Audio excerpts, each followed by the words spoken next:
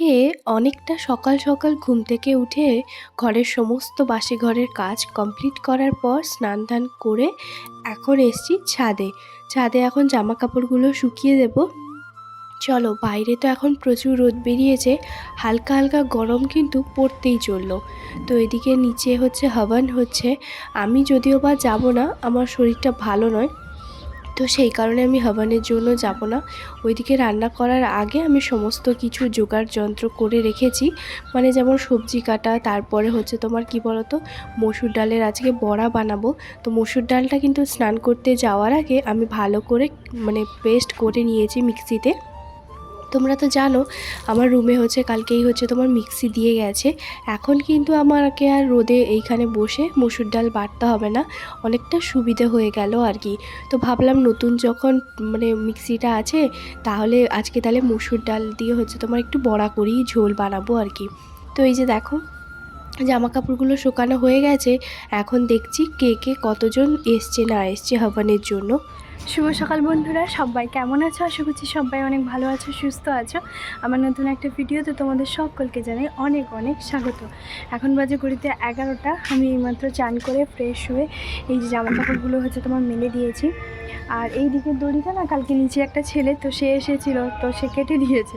মানে ও জানে না যে ওদের মানে এটা শুধুমাত্র আমি একাই ব্যবহার করি। আর ভাবি ওরা এখন তো শীতকাল যেহেতু এসছে, আর ওরা ব্যবহার করে ওই যে ছাদের একদম উপরে, ঠিক আছে, ওরা এখানে আসে না। তো নতুন একটা নিচে একটা ছেলে এসছে, তো সে এসেছিলো, সে জানে না, তো ওই জন্য এটা কেটে দিয়েছে। তো যাই হোক, চলো, আজকে খুব একটা বেশি জামা কাপড় ছিল না, কয়েকটা যেগুলো কালকের, আর বাসি যে জামা কাপড়গুলো সেইগুলো নিচে এখন হচ্ছে হাওয়ান। তবে আমি যেতে পারছিলাম, আমার শরীরটা ভালো না, যেমনটাই তোমাদেরকে বললাম।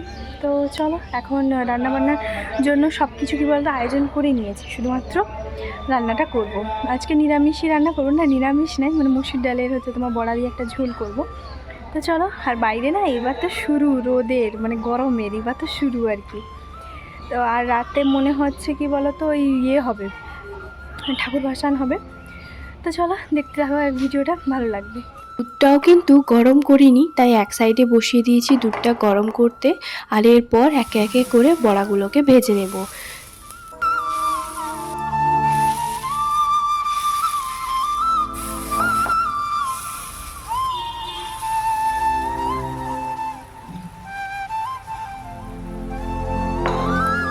ওখানে হাওয়ান শুরু হতে হতে তবুও প্রায় ওই 12টার সময় শুরু হয়েছে। তো আধা ঘন্টা 1 ঘন্টা তো হাওয়ান হবে। মানে আমাদের ওখানে যেরকম হোম হয় আর কি, এতে যেরকম সন্ধ্যা আরতি কিছু হয় না। আমাদের তো সরস্বতী পুজোর দিনই সব কিছু হয়ে যায়। তবে এদের একদিন পর হচ্ছে তোমার মানে কালকে খিচুড়ি খাওয়ানো হয়েছে, আর আজকে হবে হাওয়ান। তো চলো, এদিকে আমার বড়াগুলোও কিন্তু ভাজা হয়ে গেছে, আর একটু বেশি করেই বানিয়েছি, যেহেতু আমার নতুন হচ্ছে তোমার মিক্সি, তাই ওদেরকেও একটু দেবো। চলো, রান্নার এদিকে মানে বড়াগুলো যতক্ষণ ভাজা হচ্ছে, তোমাদেরকে একটুখানি ছাদের উপর থেকে দেখাই যে হাওয়ান হচ্ছে আর কি। তো আমার শরীরটা ভালো থাকলেও রান্নাবান্না হয়ে গেলে আমিও যেতাম। চলো, দূর থেকে যতটা দেখাতে পারি আর কি। শরীরটা আমার এখানে থাকলেও মনটা আমার এখানেই পড়ে আছে। শরীরটা যদি ভালো থাকতো তাহলে আমিও আজকে হাওয়ানে হচ্ছে তোমার যোগদান দিতাম। তবে এই যে সবাই মিলে এখন হচ্ছে তোমার পুষ্পাঞ্জলি এগুলো দেবে, আর তারপর বাইরে হচ্ছে তোমার হোম হবে আর কি। প্রথম প্রথম আমিও এটা বুঝতাম না হাওয়ান মানে কি, পরে যখন বুঝলাম যে এটা হচ্ছে হোম আর কি। তো চলো এখন ঘরের ভেতরে যাই।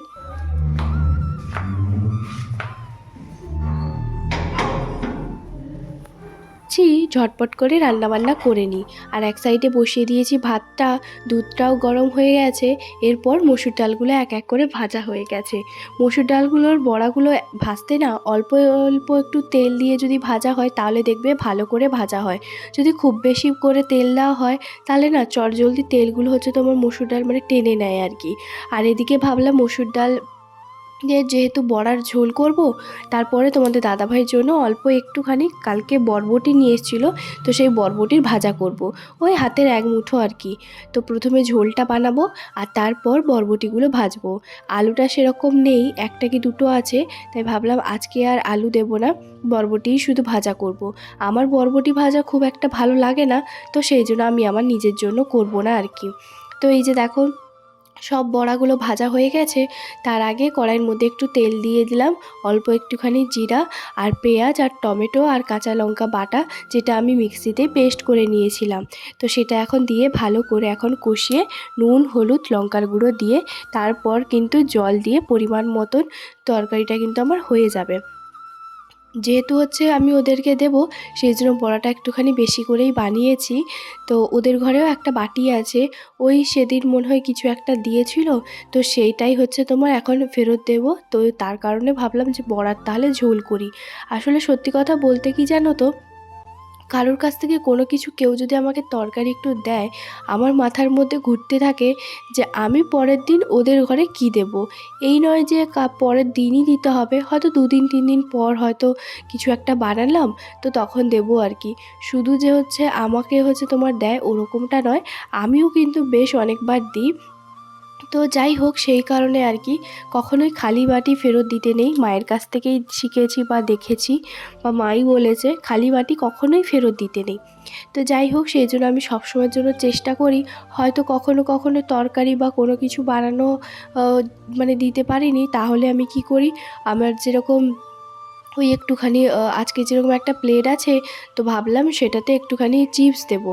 চিপস মানে বলতে পারো, মা হচ্ছে সাবুর পাঁপড় বানিয়ে একবার দিয়েছিল, বেশ অনেকটা আছে, সেখান থেকেই কিছুটা দেবো। আগের দিনতে তোমরা জানো চিকেন হয়েছিল, রাতে কিন্তু যেহেতু খিচুড়ি খাওয়া হয়েছিল, চিকেনটা কিন্তু খাওয়া হয়নি। তো সেই কারণে আজকে ভাবলাম সকালবেলা একটুখানি গরম করে নিয়েছি, আর এরপর আরও একবার কড়াইতে গরম করে নিচ্ছি। বর এখন খাবে না, কারণ সত্যি কথা বলতে বাসি চিকেন ও কিন্তু একদমই খায় না, বাসি তরকারি অনেকেই কিন্তু মুড়ি টুড়ি দিয়ে খায়, আমিও মাঝে মধ্যে খাই, খাই না যে তা নয়, তবে খুব একটা ভালো লাগে না আর কি। আর ভাবলাম যে তরকারিটা একটুখানি গরম করে নিই, যদি তরকারিটা ভালো থাকে। তরকারিটা কিন্তু একদম ভালো আছে, যেহেতু মাঝ রাতের দিকে না বেশ অনেকটা ঠান্ডা, আর ভোরবেলার দিকে কুয়াশা এগুলো থাকার জন্য তরকারিটা কিন্তু মানে ঠিকঠাক আছে। গরম পড়লে কিন্তু এটা রাখা যেত না। তো এই যে দেখো, বাটিটা হচ্ছে ভালো করে ধুয়ে এরপর তরকারিটা গরম করে এখন ঢেলে নিলাম। সব রান্না আমার কমপ্লিট, ভাতটাও হয়ে গেছে। আর ভাতটা হচ্ছে তোমার এক সাইডে অন্য সাইডে বসিয়েছি, আর এরপর এই যে চিপসগুলো হচ্ছে তোমার দিয়ে দিলাম, আর এখানে কয়েকটা হচ্ছে তোমার বড়া দিলাম। আজকে না এই বড়াতে আলু দেইনি আর কি। তো ওই যে বললাম এই বড়াতে আলু দিলে ভালো লাগে, তবে ওই যে আমি শুধুমাত্র এই বড়ার ঝোলটাই বানিয়েছি। তবে মুসুর ডালের বড়ার এইভাবে ঝোলটা না দারুণ লাগে খেতে। তোমাদের কার কার ভালো লাগে অবশ্যই আমাকে কিন্তু জানিও। তবে বড়ার মধ্যে যদি একটা দুটো পেঁয়াজ কুচিয়ে দিতাম তাহলেও ভালো লাগতো। তবে এই নয় যে এটা খারাপ লেগেছে, ভাবি ওরা কিন্তু অনেক প্রশংসা করেছে, খুব সুন্দর লেগেছে এই তরকারিটা। যাই হোক, এক সাইডে হচ্ছে তোমার ওটা রাখলাম, আর এরপর বরবটিগুলো ভাজবো। তো বরবটিগুলো প্রায় ভাজা ভাজা হয়ে এসছে, আর এদিকে হচ্ছে আমি এখনও ভাবছি ওদের কিন্তু এখনও পর্যন্ত হাওয়ান শুরু হয়নি। বাইরে এখন ছাদে এতটা পরিমাণে রোদ, আর যেন যেতে ইচ্ছে করছে না। তো এখন আমি হচ্ছে তোমার এই যে বরবটিটাকেও ভালো করে ভাজা হয়ে গেছে, এবার নামিয়ে নিয়ে তারপরে হচ্ছে আমি যাব নিচে।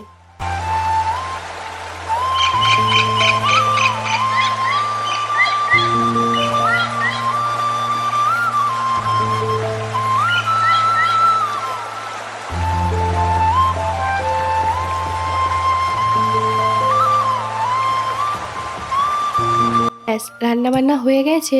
চাটা একটুখানি গরম করে খেয়েছিলাম, কারণ সকালবেলা থেকে আমি চা খাইনি, তো অনেকটা দেরি করেই চাটা খেয়েছি। আর এরপর ভাবিদের রুমে হচ্ছে তোমার দিতে যাচ্ছি।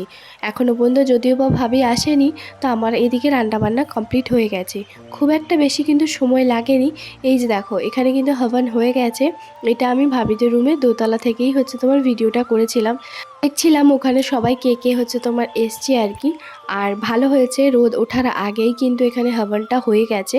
এই যে দেখো, প্রায় হচ্ছে তোমার অনেকক্ষণ ধরে হাওয়ানটা হয়। চলো এখন সোজা দেখা হবে সন্ধেবেলা। এতটা খুশি খুশি কেন ভাবছো, তাই না?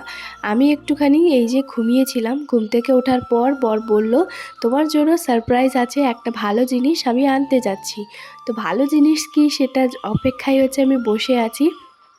তো এই যে দেখো, আমাকে শুধুমাত্র জিজ্ঞেস করলো যে রিক্সা ভাড়া যেটা দেওয়া হবে সেই খুচরোটা কি তোমার কাছে আছে, মানে ওই 40 থেকে 50 টাকা। আমি বললাম হ্যাঁ আমার কাছে আছে। কি এমন জিনিস নিয়ে এলো যে আমার জন্য আমার কাছ থেকে রিক্সা ভাড়া চাইছে।